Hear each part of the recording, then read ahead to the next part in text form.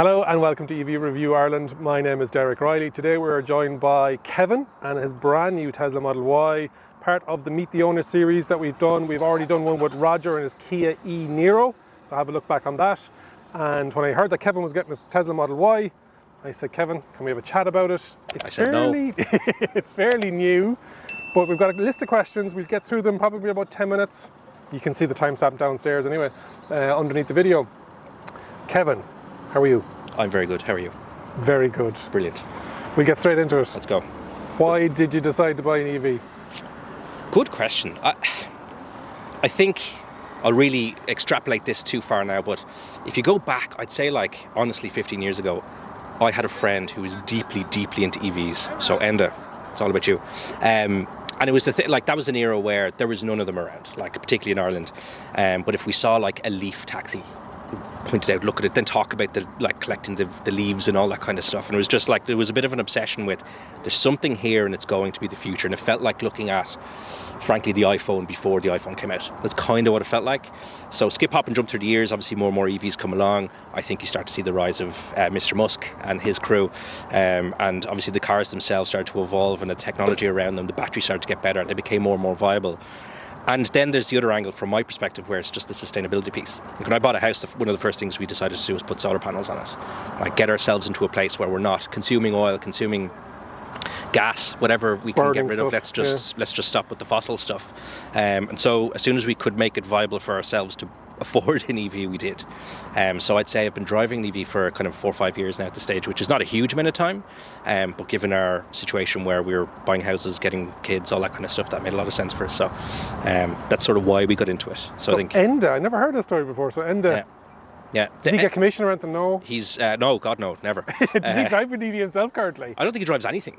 He moved to a country where they have public transport. The ultimate.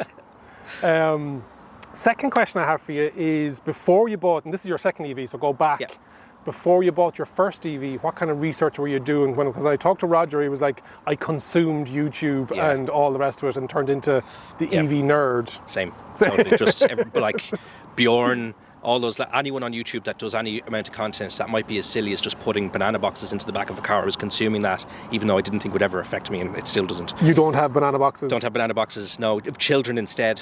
Similar situation. Okay. I consumed everything because, again, it's a bit of a tech nerd situation for me, where it's just watching the technology evolve, watching the types of batteries and the density of the batteries and all that kind of stuff evolve alongside how the cars can operate. It's a very different type of vehicle. It's like a petrol car, when you get out, turn the key and leave, it's off. But these aren't. They're on all the time. So there's things they can do that are not standard for a car. I can heat this up overnight. It's a terrible example to say, but we can charge it whenever we want. These are things that are unusually different compared to a petrol. So that's sort of, I think, going to YouTube and consuming all that stuff is really cool.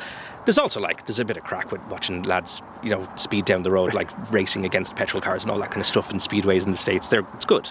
And did you find as you got closer to the purchase date, you were focusing on more in-depth reviews? I suppose what I do on my channel, where it's pointing out buttons and all that kind of stuff. Yeah. Whereas the banana boxes and the speed tests, I've never gotten into it. Yeah. My audience is, I'm about to buy, or I've bought, validate it for me. Yes, it's exactly that. It's people doing road trips. It's stuff like that. It's I watch too much of the battery consumption videos. People just watching, you see the charge curves as they're charging it and doing the 1,000-kilometer test and stuff. Even though in Ireland can't really go 1,000 kilometers. Well, you can. Just about. But it's one of those things. I did consume all that stuff, but I probably spent as much time tracking ships, frankly. But just clarify what he said there. Tracking ships. Ships with a P. Yeah. Yeah. But yeah, I consumed way too much, and by the time I went to buy the car, the guys were like, "There's no point. Just you know what you want. There you go. You're fine." But I still do consume a lot of it. When there's a new car coming along or a manufacturer's releasing the first version, I'll still consume a bunch of content around that. And so that's interesting, because some people make the purchase and then never go back again. Whereas you're in that space, you're in that tech space. You have an e-bike, and you like your gadgets, and you're being an early adopter. The Tesla Model Y specifically, you haven't had it that long now. 3 weeks. Obviously, so it's fresh. Yeah. And so maybe Tesla Model 3 and Model Y, what do you like most about it? Yep. And what do you like least about it? Yeah. So worth mentioning, I had a Model 3. I had one of the first coming off the line then in 2019-ish. Okay. And then I swapped that for this, again, 3 weeks ago or so. So I think the reason for the purchase was the Model 3 was a brilliant car, best car I've ever owned, all that good stuff. But in the intervening years, we had 2 kids. Okay. So while the kids fit into the car and the cabin's great, and largely speaking, other than height, it feels the same. The boot, the saloon boot, does not fit. Like, it tests every piece of my Tetris skills to get all of the equipment and buggies and all that kind of stuff in there.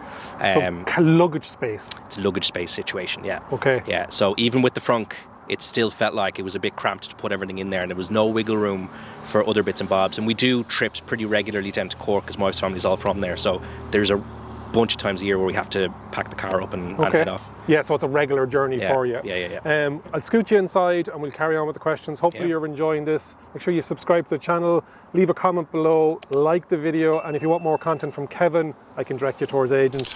But otherwise, let's get him inside. Don't do it. Kevin, you talked about some of the trips that you've done down to Cork to your in-laws/outlaws. Yep. What else are you doing, and what else are you doing, or is it pretty much standard enough stuff? It's pretty standard. Like, I'm probably a weird use case in that I wouldn't commute to work. You haven't really commuted anywhere anyway. But I've occasionally gone into work to the office, which is in the city centre. Other than that, it's really shopping. Like, it's going to the shops, going your grocery shopping, all that kind of stuff.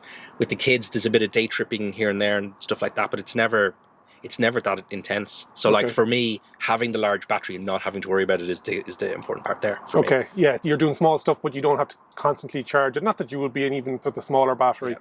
Well, as the kids get older, you'll be doing more dad taxiing, I'm sure. There's a bit of that now with creche, but yeah, as the other one of them will go to school and the other one will go to creche. That'll be pretty intense for me. You get a taxi fare meter thing going on. I'll charge them back in the future. There'll be an invoice set up somewhere. Now that you're well into your EV journey, if you were to go back, how many years ago did you get your Model 3? 4, 5-ish, something like that. Going back now, what would you say? Or were you happy with the way how you progressed? Or what changes would you make to the younger Kevin? Yeah, much younger Kevin. I don't think there's many changes. I'm really happy I got an EV. That was always the plan. That was in the roadmap anyway. I'm really happy I got a Tesla, and that's part of the techie kind of thing, to be fair. But I think the only thing I would change, honestly, is probably, and I recommend this to everyone all the time, I wouldn't have gotten the dumb charger on the side of my house and gotten a smart charger to utilise the solar panels better. So I'm just here changing amperage on my car rather than it doing it all on its own. That's the only thing I recommend people to change. So and sometimes it's a cost thing. People think, I'm going to go for the less expensive charger, pay the money, and it's worth it to you. Now, I got the dumb terminal just because it was there, it was available. I got it before the car. I don't think there were many smart things there, but now I always recommend people get like a Zappy with the Harvey and all that kind of stuff. Okay, that's the only change I would make. Interesting. It's not all roses. It can't be all positive. It is. What are the negatives of EV life? In my case, there's not many, to be very fair. The one that I would say on the EV world, generally speaking, I think is the charging infrastructure in Ireland.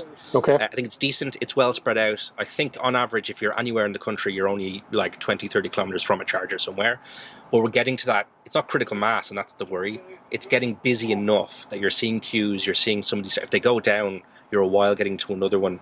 So if you've a big battery in your grand on motorways, it's fine. But if you've got an older Leaf or even just a car you've run the battery down completely, like, that becomes an issue for you. Okay. We need to fix that, I think, as a country. But I think overall the ownership experience, I think, will actually change the way you think about logistics and driving around and how you use the car and what the car's for. I love the fact that this is my second Meet the Owner interview, and the last one there was a noisy combustion engine besides that interview, and today it's a big, massive diesel bus. It's brilliant. So it's phenomenal. Yep. I choose the locations well. As we wrap up, Kevin, what advice would you give to prospective EV drivers that are watching my channel or are thinking about making the plunge? Yeah, I think don't get married to a brand first. Go consume all of your videos, see all the different types of cars that are out there, see what will fit you and your lifestyle, and think about it in the future. Don't be like me and having to change your car a few years later. Like, if there's kids on the road or any of that kind of stuff, like, think about that going forward. Have the car for a long time. I think most people today still buy an EV with the sustainability part of it. We can't have a million second-hand EVs on the road with new ones replenishing them, and it's not actually that's sustainable, to be fair. That's one thing I'll say, just consume as much content as you can so you get a sense of what the future car will look like. And then the other one is think a little bit about the cost of ownership. I think people are, and this happens in every product and every type of purchase everyone makes. You think about the cost of the car on the ticket at the dealership, but think about the long-term ownership cost of the car. You can probably afford a bigger car, one with a bigger battery, get more features, all that kind of stuff, if you consider the fact that you're not paying for petrol and diesel and all the other stuff that's around that. And then the other one I'd say to people is, and I think a lot of people think about this, if you've got a house or the ability to do it, get solar panels. Okay. You will reduce your charging to effectively zero. Excellent. Kevin, thank you so much. Thank you. Safe driving in your Tesla Model Y. Absolutely. Good luck with all the children. No. Hopefully you've enjoyed today's interview. Make sure, as I said, you've subscribed to the channel, hit the like button and leave a comment and let us know what other brands and makes and models would you like to see on Evie Review Ireland. Thanks again. Ciao.